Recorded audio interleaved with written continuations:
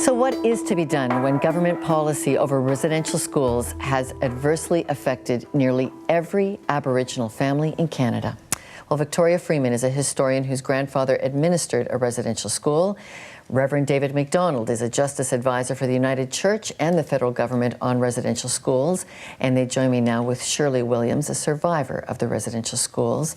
Shirley, what did you and your family lose in the residential school experience? My family lost most of their children except for one. My oldest brother did not go to school because he had an eye disability. So they didn't take him because he had disability. But all my sisters all went, and brothers, they all went to residential school.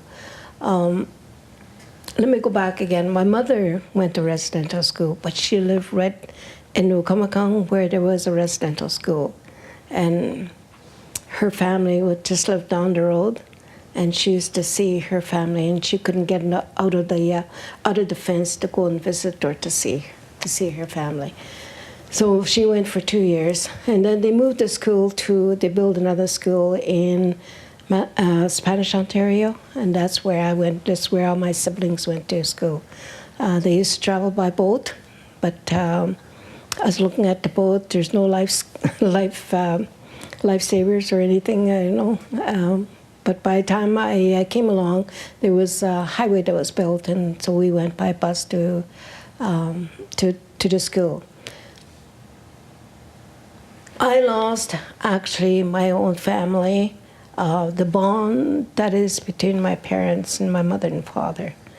I lost my own identity because for a long time I didn't know who I was. Because they were trying to make me somebody else. So when I came out, the first thing that I earned was $30. I went to the store and I bought white powder so I can powder my face so I can become a white person, that I would be accepted in the world. Shirley, I'm sorry for the brevity of television to tell these kind of stories. And David and Victoria, as people who represent the systems that caused a little child to powder her face white, let's talk about what is being done to try and reconcile those wrongs. David, as a representative of the United Church, of the entire structure of this Reconciliation Commission that is moving across Canada, what is important for us to understand about why we need to listen to Shirley, Barney, the others like her? I think this is likely one of the most important parts of Canadian history that needs to be revisited.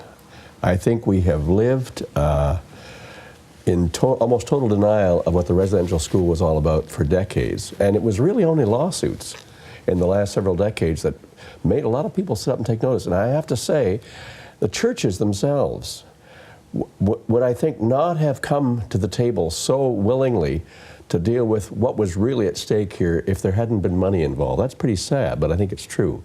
This is a very dark piece of Canadian history. Victoria, your grandfather was a hero to you. He was the Dean of Theology at the college in Toronto. And yet he was an administrator in one of these schools, and he was a progressive. He would be what I would call a liberal. He was thinking this was the best intentions. As a historian, how have you reconciled with what is in your family history on this?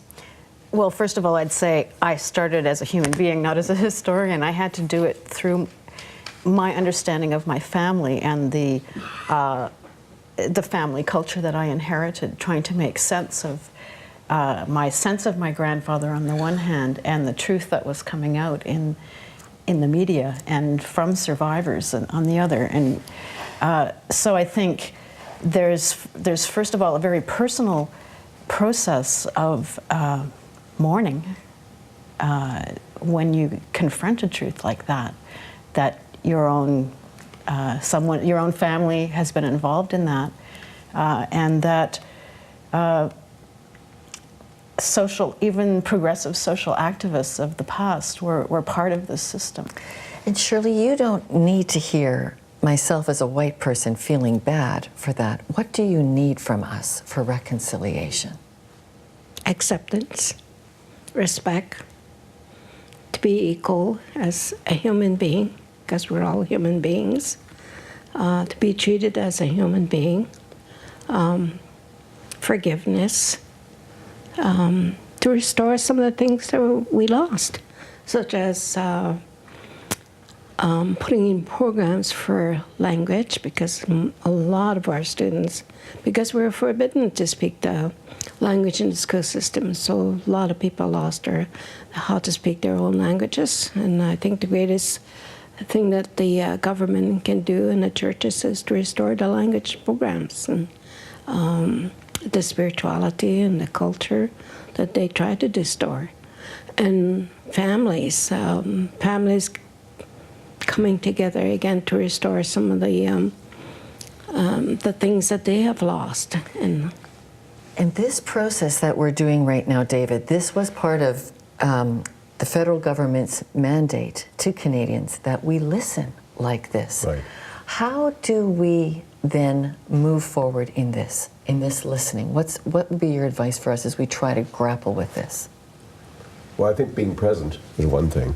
I mean, if people say this has nothing to do with me, or I'm not involved, but once you start engaging, once you realize you are part of it, we're all part of it. We are the beneficiaries of everything that's happened in this country, and we are still sitting in a situation where there is tremendous power imbalance. There is a tremendous sense, just as we've heard from both Barney and Shirley, a sense of loss.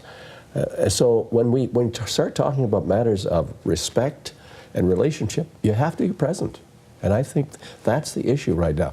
Will Canadians be present to live through, as it's been said, first of all, the absolute sadness about what has happened, and to move through that sadness, not get stuck in it, but to move through to what we all hope will be reconciliation. All right. Well, we're going to hear again from school survivors, Elders Barney William and Shirley and Reverend David MacDonald, so stay with us.